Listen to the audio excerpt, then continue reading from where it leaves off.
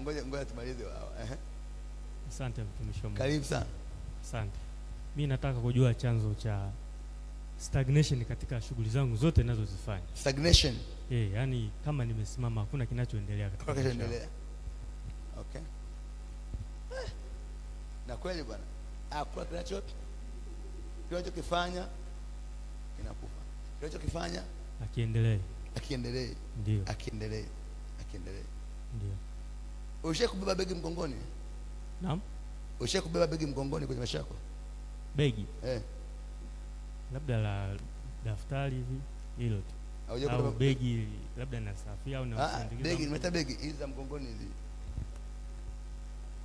Nabebaga mara nyingi. Waga nabeba. Uko nabeba? Ina nini hiyo begi? Ni nguo, vitabu. Unasoma shule?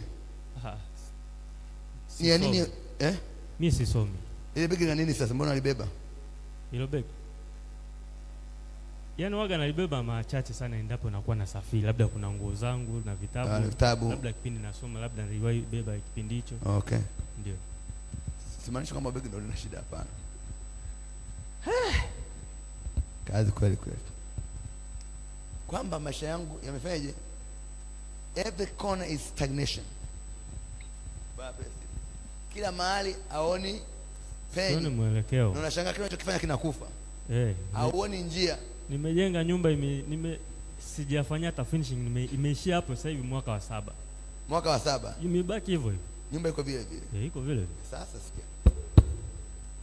Sasa unisikize kwa makini. Kwanza wewe walikuuza. Naam. Uliuzwa.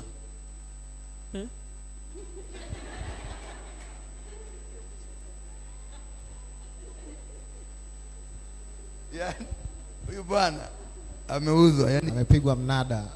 Umemtrade. Na hizi kuelewa ninachoongea. Taelewa baadaye. Huyu ameuzwa. Amen. Yani huyu amfeje? Ameuzwa. Subiri kwanza nitakwambia chanzo, nataka nikueleze kwamba umeuzwaje. Bwana pesa. Babako yuko wapi? Amefariki. Fariki lini? Fariki mwaka 2013. Ulikuwa shule? Nilikuwa chuo. Ulikuwa sema chuo? Ndio. Ulikuwa mwaka wangapi chuo? Nilikuwa diploma mwaka wa kwanza. Diploma mwaka wa kwanza. Ukaenda kumzika? Nilienda kumzika nyumbani. Tena ukarudi? Nikarudi tena kaendelea na masomo. Kaendelea na masomo. Ndio. Okay. Huyu bwana aliuzwa siku nyingi sana. Amen. Unisikia kama kini? Simaanisha kama hicho ndo chanzo hapana. Tukwambia chanzo. Nataka kukwambia kwanza kwa nini umeuzwa. Ili kwanza tukurudishe ili kukununua. Amen.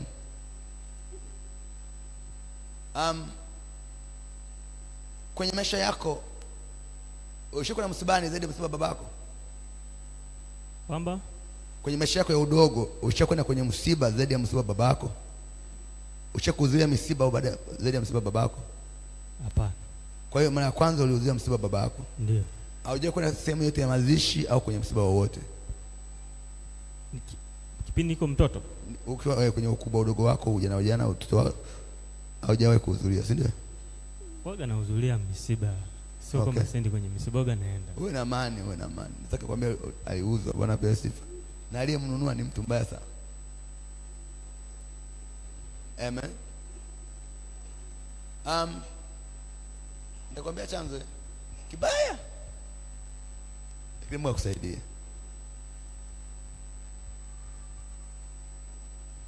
Ulisha kuwa na kizunguzungu au mahali ukadondoka?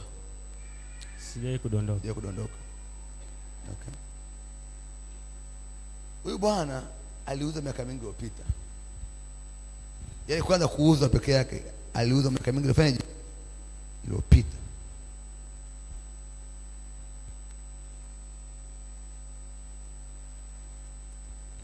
Ulishawahi kutolewa nyumbani, umezaliwa kwa mzee huyu, si ndio? Sawa huyu ndio baba, ndio mama yako. Then ukatoka ukawaambia kaka na shangazi yako, mama mdogo au baba au bibi au shangazi katika maisha yako? Ndio. Yaani kwamba siongee kwenye utu uzima, naongea utotoni, sawa? Kwamba nenda ukamsaidia mama yako mdogo au shangazi yako au babu yako au bibi yako, si kwa sababu nyumbani kuna shida. Ni kwamba nenda ukamsaidia shangazi yako, babu yako, bibi yako, shangazi yako. Ishakutokea? Mimi nakumbuka kipindi niko darasa la 5. Ndio. Darasa la 6 nitoka nyumbani, baba nilienda kuishi na mtu rafiki yake. Nilienda Mwanza, nikaenda naishi naye, nikaa nasoma kule kwa maana nisome kule. Alikwambia usome kule? Ndio. Na sio mkoani? Naam. Ilikuwa ni mkoani, sio mkoani? By that time nilikuwa naishi Kagera, nitoka nikaenda Mwanza. Kwamba uishi kwa hiyo naishi kwa rafiki yake baba, nikaa nasoma. Ukawa unasoma ukae pale. Sio ndugu yako? Naam. Sio ndugu? Sio ndugu yangu. Sio jamaa, sio ndugu yake? Ndio. Lakini yani sio ndugu, sio jamaa, sio rafiki kwamba nitoke. Hapana. Ilikuwa hivi. Baba yako ilikuwa hivi. Ndio basi kama aliuzwa bila kujua. Alikuja huyo ndugu, huyo mzee wa huyo alikuwa anakaa naye. Baba akaomba. Umesikia? Naomba umsaidie kijana wangu. Kama naomba nini? Msaada. Umesikia? Ni baada ya kujua huyu kijana ulikuwa na akili sana kwenye kijiji chenu. Alikuwa very bright. Kwa hiyo sasa walichokifanya, na huyu alikuwa amezaliwa kusaidia ukoo, kusaidia familia. Amen. Kwa hiyo wakachukua kijana wakamnunua. Na walimnunuaje? Haikuwa ni malengo ya kukaa ili awasaidiwe, hapana. Amen. Ilikuwa ni malengo ya kwamba aende afanye kazi kule. Amen. Kwamba asome kana kusoma, lakini afanye nini? Kazi. Ilikuwa ni matarajio kwamba huyu kijana akikuwa pengine atafanya kazi zingine za. Unasikia chongea? Kwa hiyo then akachukuliwa, akatolewa, sio ndugu yake, sio kaka yake, wala sio kama ni best friend. Na scenario nyingine, nilivyotoka Mwanza nikarudi Bukoba, bado baba ngoja mwingine kutoka Uganda. Ngoja tuende taratibu. Unasikia bwana? Wewe usina wasiwasi, tuongea. Nimekwambia huyu walimfanya biashara, yani yuko traded. Amefanya nini? Huyu ameuzwa. Amen. Kwa hiyo huyu ni mnaona kukwe? Mnafahamu kuku au gali?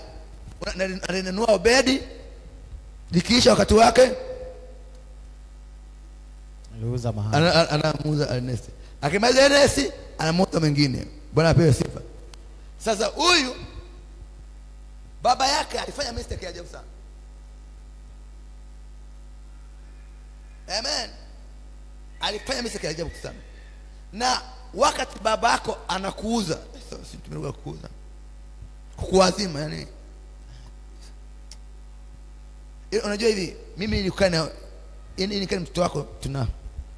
Sasa hii haikuwa relationship kwamba is a good relationship. Umesikia?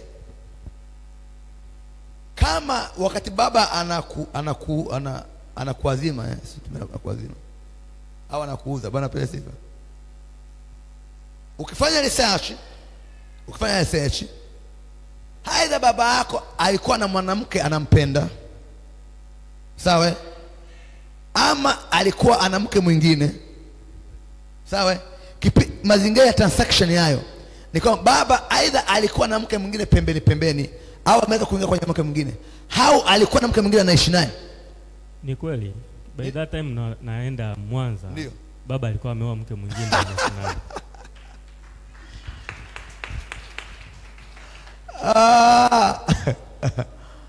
My God. Baba sifa. Yani hapo ndio ulikuwa mfumo wa giza unalimaisha kijana. Baba sifa. Yani kuna uchawi ulifanyika wa ajabu. Wewe mtoto wa kwanza wa kiume kwao? Naam. Wewe ni mwanao wa kwanza wa kiume? Ni wa pili. Wa pili. Wa kiume yuko hapa kwanza? Yupo hapa Dar es Salaam. Anafanya kazi gani? Mwanajeshi. Wewe ndio wa pili? Ndio. Baba sifa. Sasa huyo mama aliyemwoa alizaa naye mtoto? Ndio, amezaa naye watoto. Ana mtoto wa kiume? Anaye mtoto wa kiume. Wa kwanza. Kwa hiyo mama ni wa kike, afa anafuata wa kiume, afa anafuata mwingine wa kiume. Wa kiume. Yuko wapi mtoto? Nani? Wakope watoto? Watoto mmoja yupo hapa Dar es Salaam. Okay, sawa, inatosha, achana. Sasa kilichotokea, kuna spirit, sintoisema. Amen. Kwa sababu huyu kijana ndiye alikuwa bidi awe msaada wa ukoo mzima. Amen. Ukiangalia wewe na watoto wa mamako wa kambo, yani ndani yako au wafili, yani au unasikia yani hivi, naeleweka? Si ndugu zako wale, lakini hauna feeling nao, yani I don't know. Ukiangalia unaeleweka? Nakuelewa. Yani ni kama vile there's no feeling, yani kama vile unaisikia kama sio ndugu yako, yani Zeki. Ukiangalia unaeleweka? Naishi nao vizuri na niko nao karibu. Simaanishi ukaribu, feelings. Yani inaeleweka ile affection fulani kwamba udugu ule. Unamaanisha ile affection kwamba labda unamfeel kwamba kweli huyu ni ndugu yangu. Yani ile feeling ya kwamba huyu ni dada yangu, huyu ni kaka. Hiyo feeling wewe hauna, yani kama vile ungefeel, yani unamfeel kama mtu wa kawaida, yani just a normal person. Lakini ile feeling ya this is brother, this is sister, ile bond hamna. Niko sawa? Niko sawa? Ndio. Sasa wakati huyu kijana baba ameoa mwanamke wa pili, kuna jambo la kichao lilifanyika la ajabu, na kimsingi hayakuwa mapenzi ya babako kuoa. Amen. Kuna mahali kuna roho ilimuingia ya ajabu, baba akaoa, na lengo la kuoa ni ili wauzwe. Amen. Baada ya kuuzwa, baba alimpeleka kwa mtu akaa naye, na sio kwamba aliishi maisha mazuri kule alikokuwa anakaa. Yalikuwa maisha mateso sana, hayakuwa mazuri, na baba alikuwa haelewi. Amen. Mpaka unarudi nyumbani ulikuwa ni msaada wa kuforce. Ilibidi nilifika kipindi nikaumwa, nikatuma barua nyumbani, baba ndiye akaja kunifuata mwanzo. Umesikia? It was a tough time. Very baba ameshamleta mtoto kwenye hali ngumu sana, amelikava. Baba anamuza mara ya pili. Are you listening? Amen. Yani baada ya kulikava ukaanza kuonekana sawa, haukudumu muda mrefu. Baba akakupa transfer, nikaenda Uganda. Ukaenda Uganda kwa rafiki yake. Ndio. Sawa, akasema Mwanza anaweza nikamfuata huko. Yani huyu ng'ombe anarudi nyumbani pana pesa. Sasa kama anaandika barua, it will be difficult to go to Uganda. Amen. Ngoja nimuuze nchi ya mbali. Bwana apewe sifa. Kwa hiyo baba akampa transfer. Bwana apewe sifa. Ukaenda kusoma Uganda. Nikawa nasoma Uganda. Ulimaliza Uganda? Nilivyofika kule nirudia tena la 6, wakati Tanzania nilitakiwa niwe la 7. Ndio. Mwisho wa mwaka huku jina langu linazidi kwenda. Ndio. Nikarudi Tanzania kufanya mtihani wa la 7. Nilivyomaliza kufanya mtihani wa la 7, baada baba akaniambia unarudi Uganda kuendelea la 7 au ubaki Tanzania usome form 1. Nikasema mimi Uganda sirudi. Kwa hiyo nikabaki Tanzania nikaanza form 1. Form 1. Ndio. From there, baada ya maisha hayo ya kuuza, huyu kijana popote atakapokwenda ni mtumwa, is a slave, a sold slave. Kwa hana haki ya kukuwa na chochote cha kwake, na mara nyingi unatamani moyoni mwake umiliki vitu ambavyo vya kwako mwenyewe. Sawa? Lakini hana haki ya kuwa na chochote kwenye maisha yake yote. Mgao yuko wapi? Yupo hapa Dar es Salaam. Hapa kanisani? Ndio. Yuko hapa sasa? Yupo hapa Dar es Salaam, ila hapa yupo hapa kanisani. Okay. Unaishi naye nyumbani? Naishi naye nyumbani. Baba pia sifa. Anafanya kazi yeye? Ndio, anafanya kazi. Sometimes anatoa msaada nyumbani. Yeye ni mtumishi wa serikali. Yes, sometimes anatoa msaada nyumbani. Sometimes ndio. Anatoa msaada. Ana provide in house. Ndio. Ukiishiwa. Ndio. Ana provide. Ana provide. Ndio. Mimi mwenyewe niwahi kuwa mtumishi wa serikali, ila ilifika kipindi nikaamua nikaacha. Ngoja sasa tutaongea. Yeye ana provide, si ndio? Ndio. Ukiishiwa na provide. Ndio. Kuna wakati ananunua vitu nyumbani, chakula, vitu kama vile, wakati mwingine, si ndio? Na provide. Kuna wakati unafika mahali unakosa una hela. Ndio. Inaisha kabisa. Unamwambia mke wako nisaidie. Anakusaidia. Kuna wakati unatamani nifanye mradi fulani, mke nisaidie, aidha ukope kazi tupate mkopo, si ndio? Ni kweli. Hayo ndio maisha inabidi uishi. Yaani wewe inabidi uwe mtumwa wa any person. Umesikia? Yaani huyu ameuzwa, hata mpe milioni 10 hatofanikiwa. Lakini mke wako akikuajiri akasema duka la kwangu nikulipe 20,000, utakuwa mtumwa milele. Kwa hiyo atofanye nini? Never. Unasikia? Ndio. Unanisikia? Nakusikia. Na ili kuhakikishie ninachokiongea kwamba you are a slave,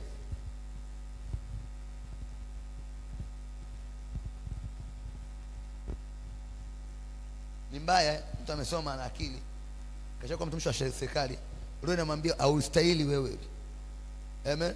Anaacha kazi, anafanya biashara inakufa. Amen. No, everything kinakufa. Amejenga nyumba miaka 7 hajamaliza, bana struggle, bana pesa sifa. Amemaliza shule vizuri, amesoma vizuri, bana pesa sifa, lakini maisha yanaenda, miaka inaenda, lakini afanyeje? Afanikiwe, bana pesa sifa. Okay, sasa naomba nisikilize.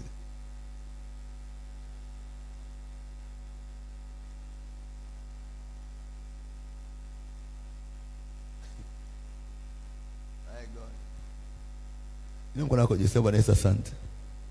Naomba usiniache, naomba usinipite, naomba usinipungukie. Asante Bwana Yesu, asante Bwana Mtakatifu, asante Jehova, katika jina la Yesu mwana wa Mungu aliye hai. Asante Bwana, sintokuwa mtumwa, nitaishi kwa jina la Yesu mwana wa Mungu aliye hai. Asante, asante, asante, asante, asante, asante, asante, asante, asante. Amen. Babu mzaa babako ulimuona? Nimemuona. Ulimuona? Ulikaa naye? Tulikuwa tunakaa eneo moja, ila sikuwahi kuishi naye mimi na yeye, ila nilikuwa tunaenda tunamtembea, tunarudi kwa baba. Unamtembelea, unarudi kwa baba? Ndio. Okay. Okay. Kuna eneo umekuwa ukiliota mara kwa mara, is like a forest. Umesikia? Ndio. Yaani kuna eneo ni kama ndoto imekuwa kijirudia mara kwa nini? Kwa mara.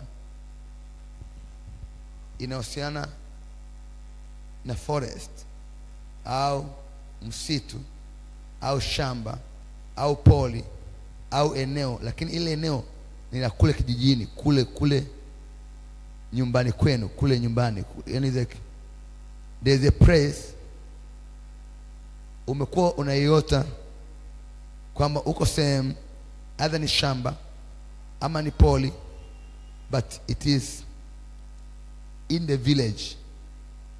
Umeshaongea? Yoga inatokea. Yoga inatokea. Na kutokea. Lakini ile eneo unapoliota ni kama vile lina njia, si ndio? Katikati kuna njia, si ndio? Lakini kuna eneo la poli.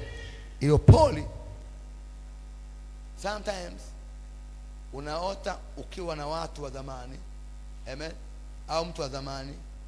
Au sometimes unaota kama vile ulishakuwa kwenye ile eneo, sasa unaota kama vile uko kote siku hizo.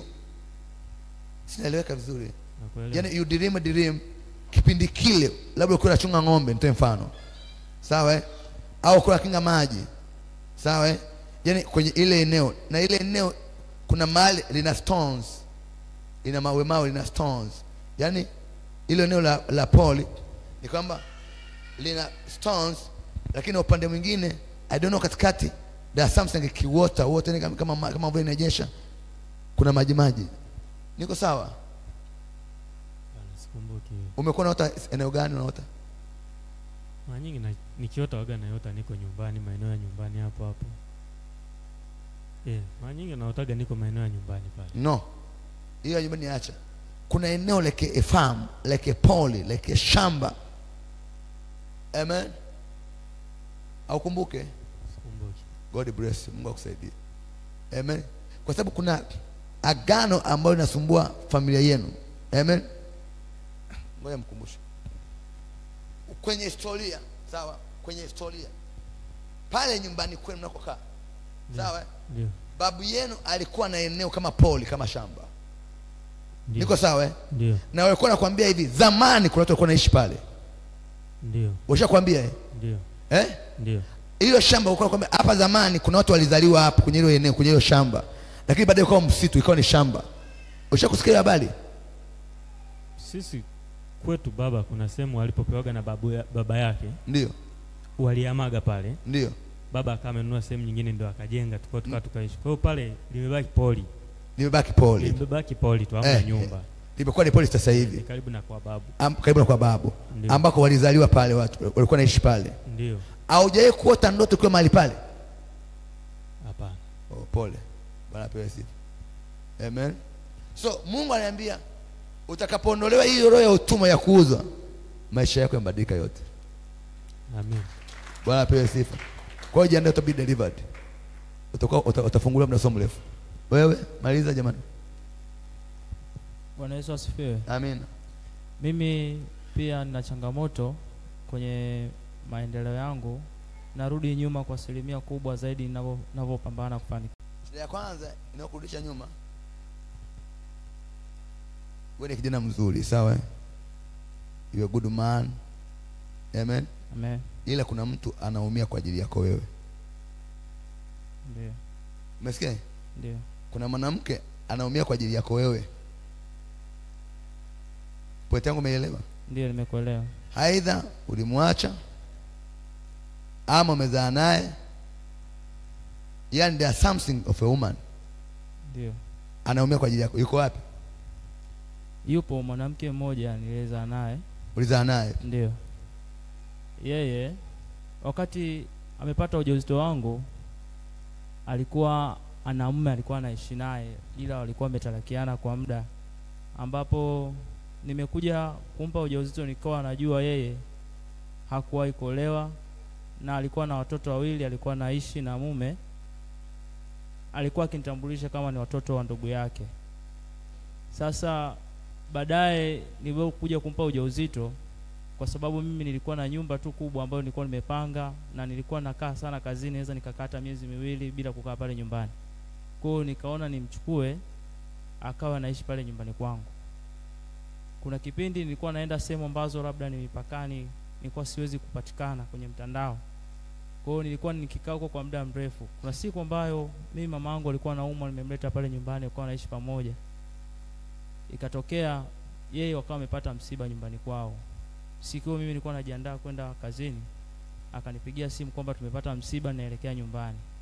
Alipofika nyumbani kule, kuna mtu alichukua simu yake, akaniambia kuna mtu amenyang'anya simu, simjui ni nani hapa msibani, kwa hiyo imepotea, nitakuwa natumia simu ya mama yangu. Nilivyoenda kazini, kuna matukio hapa katikati yaliendelea. Baada ya kuwa nimepatikana, ikatokea kwamba yeye yule aliyekuwa amechukua simu sasa akampigia mfanyakazi wangu mmoja, nilikuwa nafanya biashara ya kutafuta kuku na kuleta Dar es Salaam. Akampigia yule mfanyakazi kwamba shemeji yako anaumwa sana, yuko hospitali, mtafute kaka yako aje amsaidie. Baada ya kufanya hiyo juhudi kutonipata mimi, akampigia mamangu mwenyewe simu, akamwambia kwamba kijana wako alioa mke wangu, kwa hiyo nafanya utaratibu wa kwenda kumshika ugoni na kumkamata. Ile taarifa ilimstua sana mama yangu. Baadaye ndo akaja akawa amenitumia SMS. Nilipofika tu mtandaoni nikakuta SMS sana kubwa ya mama yangu. Kilalamika, umekosa wanawake mpaka unachukua mke wa mtu. Hatua nilizochukua ni kuwasiliana na yule mwanamke pamoja na mama yake. Lakini hakunipa majibu ambayo yalikuwa yamenyoka. Nikampigia yule jamaa simu kwa sababu alikuwa anatumia ile namba bado. Nikampigia, akaniambia details zote kwamba nimezaa naye watoto wawili, sijampa talaka, wao ni Waislamu, yule dada ni Mwarabu. Nimezaa naye watoto wawili na ujauzito ni wa kwangu, ambao ujauzito mimi nilikuwa najua ni wa kwangu mimi. Kwa hiyo ujauzito ni wa kwangu na watoto wawili. Hapa ndipo kwenye utaratibu wa kuja kukukamata hapo ulipo. Nikamwambia kama uko hivyo basi wewe karibu. Nikamkaribisha uje unikamate, lakini nachotambua huyu mwanamke hakuwahi kuolewa na hana watoto wawili. Ujauzito ni wa kwangu. Baada ya hapo nikampigia yeye simu, hakuweza kuongea. Nikampigia mamake, mamake akaniambia baba, kwa sababu ulikuwa unataka kwa baadaye kawaje, yuko wapi mwanamke? Naam. Yuko wapi? Yupo kwao. Alikuja, alishakurudi kwako? Baada ya hapa alirudi. Kuna matukio ambayo yaliendelea, nilimstop. Matukio gani yaliendelea? Yaani nilikuja kugundua kwamba ni kweli walishawahi kuishi na yule mwanamume na okay, sawa. Baadaye alirudi? Alirudi ndio. Ukakaa naye wewe? Alirudi kwa ajili ya kuchukua vitu vyake, lakini siku hiyo alirudi hakutaka kuondoka, na mimi ndio nilikuwa nimekuja siku hiyo. Baadaye nirudi kazini na mamangu alikuwepo, akaniambia mama akaniambia usiondoke, hebu tukae tuongee hadi giza lilipoingia, kwa sababu kazini ni mbali kidogo na ilikuwa ni mvua inanyesha, kwa hiyo nikaona nisiondoke. Baadaye akalala pale akakaa kama siku mbili. Baadaye ndio mimi nimwambia aondoke, na mimi nikawa nimeenda kazini kama namforce kuondoka. Mtoto alizaliwa? Ndio. Uko naye? Ndio, mtoto yupo. Unaishi naye wewe? Hapana, anaishi kwa mamake. Kwa mamake? Bado ni mdogo. Ndio. Wapi?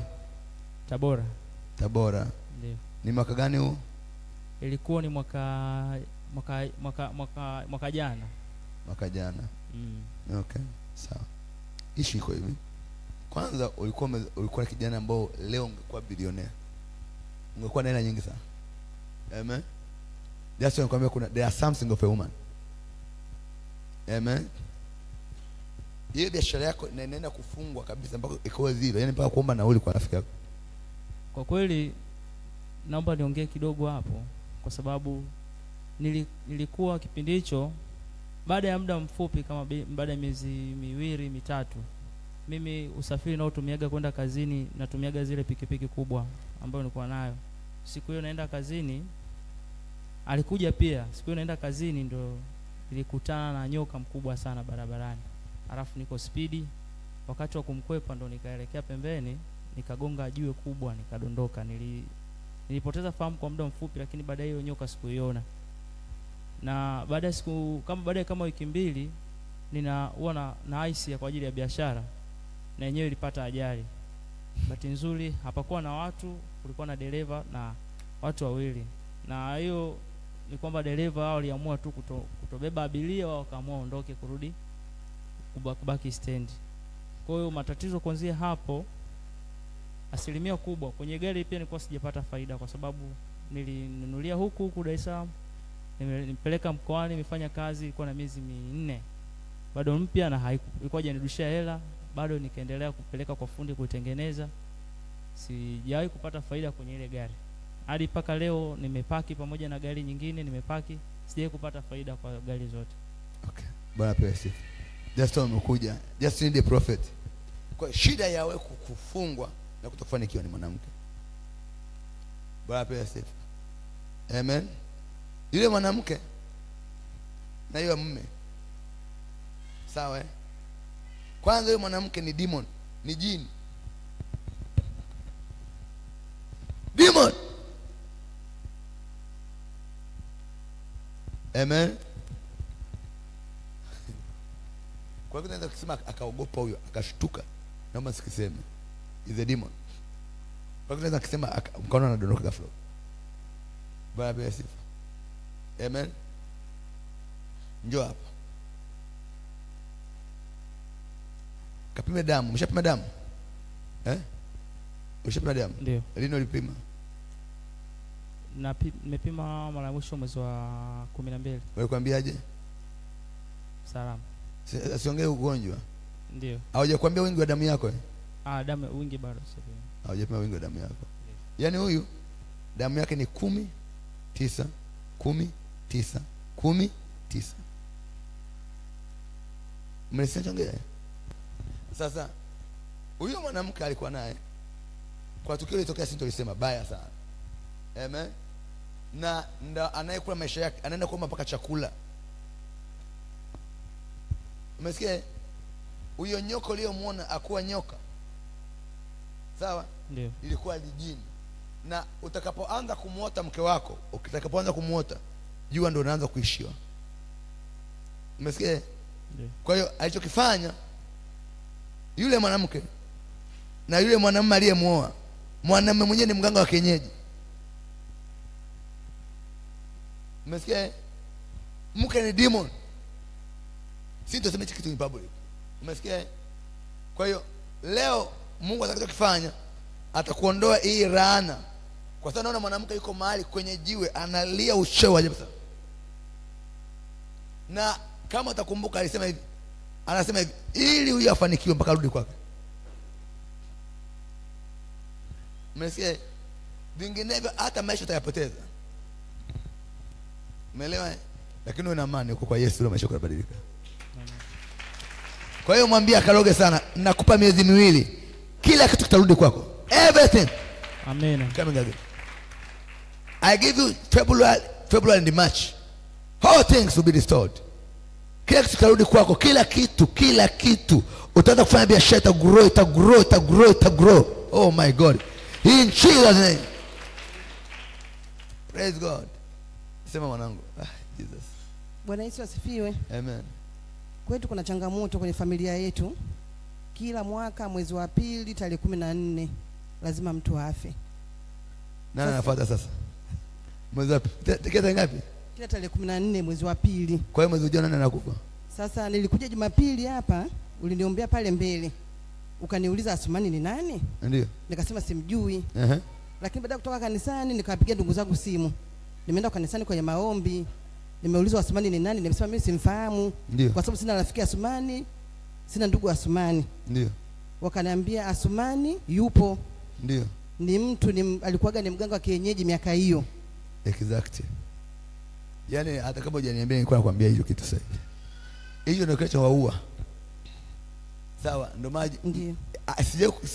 Siwezi kuuliza swali, amen, ambalo Mungu hajaniambia. Never. Yani I cannot ask you something. Siwezi kuambia kitu chochote ambacho Mungu hajaniambia. Never in my life. Ninaamini wote ni mashahidi hapa. Mwingine anaona Mungu wangu. Akitoka pale mlango, Mungu wangu. Amen. Kuna jambo ambalo Asumani alifanya ndio linawatesa mpaka leo, familia nzima mpaka leo. Ni kweli kwa sababu mimi nilikuwa mdogo, kwetu ndo wa mwisho. Kwa nilikuwa simjua Asumani, ndio pale nilikata simjua Asumani. Nilikuwa sijui chochote. Ndio huyo mganga wa kienyeji alifanya maagano ya ajabu, mtakufa kama kuku. Ndiye baba. Bwana tusaidie. Amen. Amen. Mtakufa kama nini? Kama kuku. Naomba Mungu wako mwezi ujao asife mtu. Sijui kawa ni wewe mwana. Amina. Mbaya ni agano baya sana. Hiyo ndio shida mwanangu. Hiyo ndio shida. Amen. Leo kuna haja ya kuondoa huo uchawi wa Asumani, maisha kubadilika. Amina. Sawa? Hiyo ndio shida. Sawa? Hiyo ndio nini? Ndio shida. Ndio shida familia nzima, ndio shida. Ndio chanzo cha shida yenu. Amina. Amen. God bless you. Mwingine? Mpo wa mwisho jamani. Jamani tumemaliza wa mwisho. Bwana Yesu asifiwe. Amen. Ilikuwa juzi nililala nikastuka saa 8. Nilivyostuka nikasema Mungu wangu sijaomba. Nikapiga magoti nikaomba. Nilivyoomba nikalala. Nilivyolala nikaota ndoto. Nipo kwenye chumba cha watoto wa kiume. Mwanangu wa kike ananiambiaje, mama mimi nataka nihamia hiki chumba. Sasa hivi nahamisha vitu vyangu nahamia kwenye hiki chumba mimi. Nikamwambia sawa mwanangu. Wakati tunaongea ukatoka mkono uvunguni ni mrefu unanifuata mimi. Yaani ni mrefu hadi ukanifikia. Mkono tu ni mrefu ukanifikia ukawa unanifuata. Nikasema kwa jina la Yesu na ukataa sasa na usukumiza kwa jina la Yesu. Kwa jina la Yesu mpaka nikastuka usingizini nasema kwa jina la Yesu kwa nguvu. Nikaendelea kuomba, nikaomba. Basi nilivyomaliza kuomba nikalala. Nilivyolala asubuhi mwanangu akika akanifuata, akaniambia mama, nimeota ndoto. Mwanangu sasa nimeota ndoto mkono unaniuma. Baada ya mkono kuniuma mkanipeleka hospitali. Baada ya kunipeleka hospitali wakanikata ule mkono. Baada ya kunikata nyinyi mkasema mtoto kakatwa mkono haiwezekani kukaa hivi, mkaenda mkanunulia mkono wa bandia mkanivalisha. Baada ya kunivalisha basi ule mkono mara yani mishipa ya damu inaumuka, mara inanywea, mara inaumuka, mara inanywea. Nikasema ni nini hiki Mungu wangu? Ndo yani sijajua maana yake nini. Maana yake ni nini? Mkono mkubwa nakufuata. Bwana pewe sifa. Na mwanao anaota ndoto anamkata nini? Mkono. Bwana pewe sifa. Kabla haujalala kuota hiyo ndoto, ulikuwa unaombea mwanao au watoto wako? Kuna maombi ulikuwa unayaomba kuhusu watoto wako au mwanao? Kabla hujaota hiyo ndoto, usiku wake ulikuwa naomba maombi kuhusu watoto wako au mwanao? Sawa. Niko sawa? Sawa. Niko sawa? Sawa. Na uliomba sana?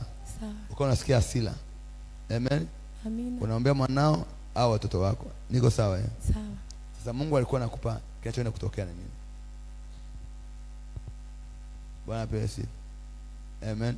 Ina mkono wako juu. Sema Bwana Yesu asante. Naomba tusimame. Muda umeisha sana. Naomba tusimame.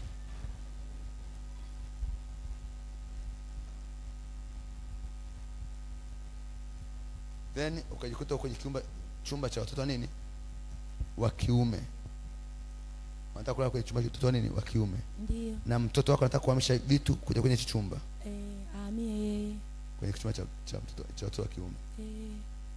Amen. Ghafla ukaona mkono unafanyaje?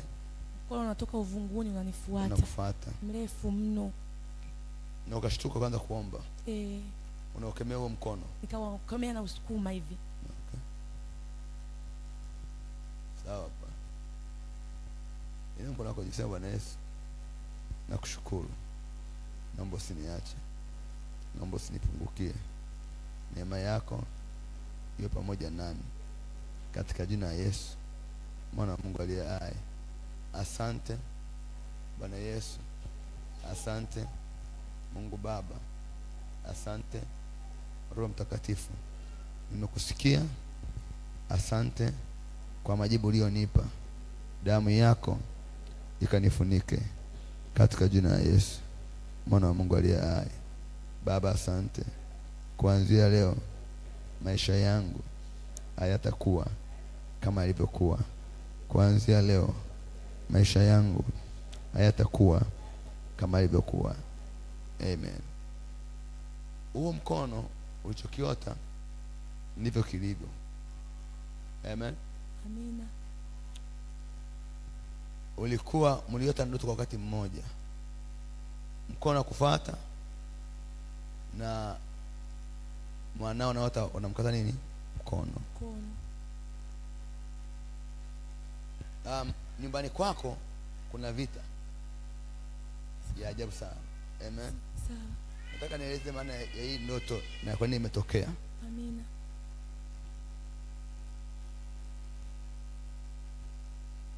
Babake mtoto wapi? Yupo nyumbani. Naishi pamoja? Ndio. Hii jambo sio zuri kusema kwa hilo jambo kwa maana ya kitu. Lakini wakati huyo mtoto amepata mimba au amezaliwa, ndio, au ana mimba au amepata mimba huyo mtoto, hasa alipata mimba huyo mtoto, kuna jambo lilitokea. Amen. Ndio. Kuna jambo lilitokea kuhusiana hiyo mimba, sitaki nilitaje.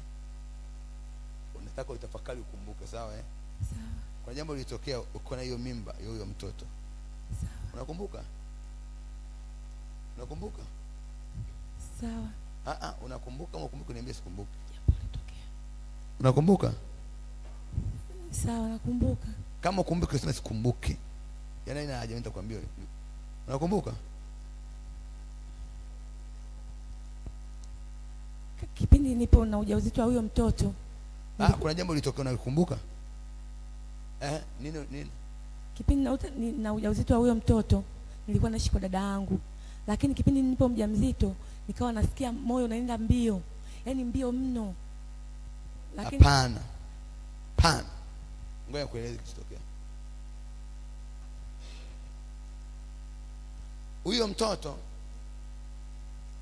hakutegemea kumpata. Wewe unaeleweka? Amina. Unaeleweka? Amina. Yaani huyo mtoto haukutegemea kumpata. Amina. Au haukutarajia kumpata. Amina. Haukupanga kumpata. Amina. Niko sawa eh? Upo sawa. Kama siko sawa niambie. Upo sawa. Yaani kama vile umeenda kumtembelea mtu, mfano sasa natoa mfano. Natoa nini? Mfano, simaanishi ndo maana ile kwenye kuelewa naelewe. Bwana pia sipo. Natoa nini? Mfano.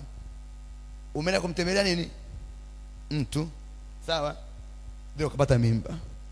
Sawa eh? Natoa mfano lakini. Simaanishi ndo maana mwenye kuelewa naelewa. Bwana pia sipo. Amen. Amen. Yaani kwamba baba yake hajakuchumbia, Amina. hajakuoa, Amina. uko kwa mtu, Amina. si ndio? Ndio. Then katika mazingira kwa mtu ukaenda kutembea kwa mfano, lakini ukapata mimba, niko sawa? Upo sawa. Niko sawa? Upo sawa. Niko sawa? Upo sawa. Kwa hiyo huyo mtoto ulimpata katika mazingira ambayo haukupanga. Amina. Yaani hamkupanga kwamba jamani tuzae sasa hivi, hapana. Amina. Niko sawa? Upo sawa. Okay. Sasa baada ya kutokupanga zitokea baadhi ya lawama au maneno ya huyo mtoto, ya hiyo mimba. Sawa eh? Sawa. Umeelewa? Nimekuelewa. Ni kama vile mume wako alikuiba mahali. Naeleweka eh? Yeye anaonekana mamako mdogo, shangazi yako, kaka, dada, shangazi. Then huko kwa shangazi unapata mimba. Wewe umeeleweka? Nimekuelewa. Umeelewa kimaanisha? Nimekuelewa. Niko sawa eh? Upo sawa. Ulikuwa unakaa na nani? Nilikuwa nakaa na mama na baba. Ila wao baba na mama walisafiri. Nikawa pale mimi ndo mkubwa na waangalia wadogo zangu. Kwa hiyo wamekuacha nyumbani. Ndio. Wameenda Walisafiri. Safari. Hawapo. Ndio. Walikuwa hawapo. Ndio. Wewe ndo dada mkubwa.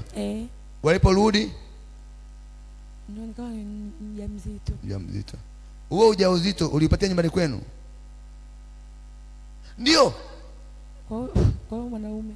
Huo ujauzito ulipatia nyumbani kwenu? Ndio. Unielewe maanisha? Yaani huo ujauzito ulipatia nyumbani kwenu? Nilipatia nyumbani kwetu Hujanielewa bado? Hujanielewa bado? Mimi ndio nilikuwa naenda. Si ndio? Wewe ulitoka nyumbani kwenu, si ndio? Ndio. Ukaenda kwa Bwana. Ndio. Kutembea. Ndio. Ukaacha ndugu zako nyumbani. Ndio. Ukaenda kutembea. Ndio. Ulipotembea ukatembea. Bwana apewe sifa. Amina. Mama mnacheka?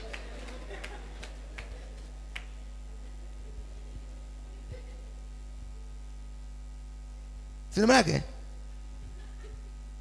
Si ndio eh? Amina. Baadaye ukapata nini? Ujauzito. Ujauzito. Na huyo bwana likamshangaza hilo jambo. Sawa? Amina. Wakati unapata ujauzito, huyo bwana alikuwa na mke? Alikuwa hajaoa. Akawa anakudanganya kama atakuoa. Amina. Si ndio? Mtoto akazaliwa nyumbani kwenu. Ndio. Sawa? Ndio. Baba akarudi. Akakuta na mimba. Ndio. Mama alitaka kutoroshe.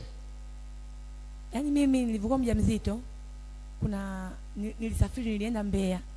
Baada ya kwenda Mbeya, wazazi walikuwa hawajui kama mimi ni mjamzito. Kwa hiyo nilipofika kule Mbeya nikawa naumwa. Nilivyokuwa naumwa wakanipeleka hospitali. Ndio kutoka ni mjamzito. Kwenda hospitali nikakutwa ni mjamzito. Ndio maana naona kuna mtu alikuwa anakulea. Sawa eh? Ndio. Baada ya yule mtu kulea, kuna jambo lifanyika la giza. Amen. Amina. Linafanyika kutoka kwa mume wako, ulipona ule mkono unakufuata. Ndio. Na mwanao unakata nini? Mkono.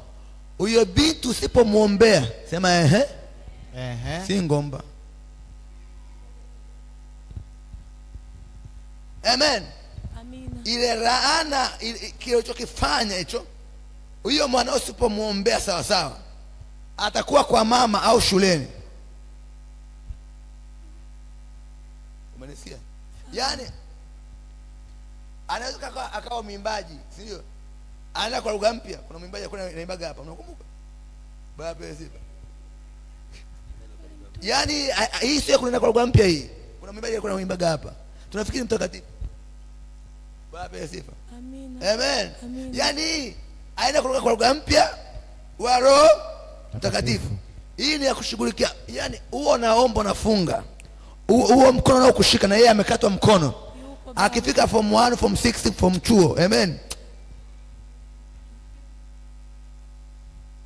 Bwana pewe sifa. Tena unakuja nyumbani kwako sema mama, tumbo linaniuma, nasikia homa. Yupo hapa baba. Yuko hapa baba? Yesu. Mtoto kwa mwambiaje? Ni huyu. Yesu na Maria. Ndio maana mkono kwa kufuata uchumbani kwenye chumba cha wanaume. Chatoa nini wa kiume na mwanao anataka kuhamia kule. Ndio maana.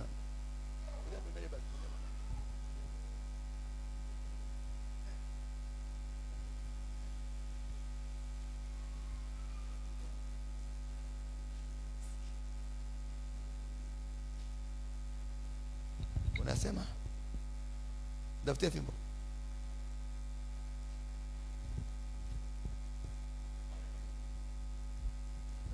Tafutie fimbo.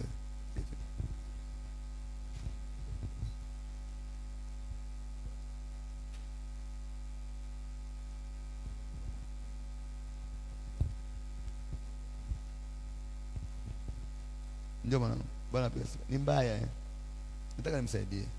Huyu binti anasoma shule. Uko na sanga form 4. Kama mama yake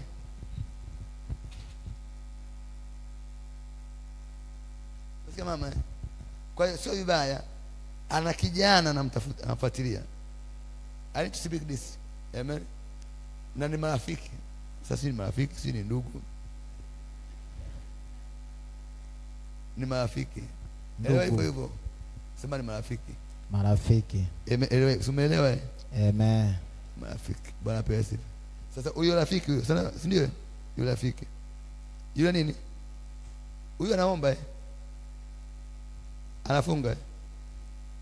Alikuwa bodi, amekuja juzi baada ya kumaliza form 4. Sasa kuna rafiki anamtafuta kwa hali na mali.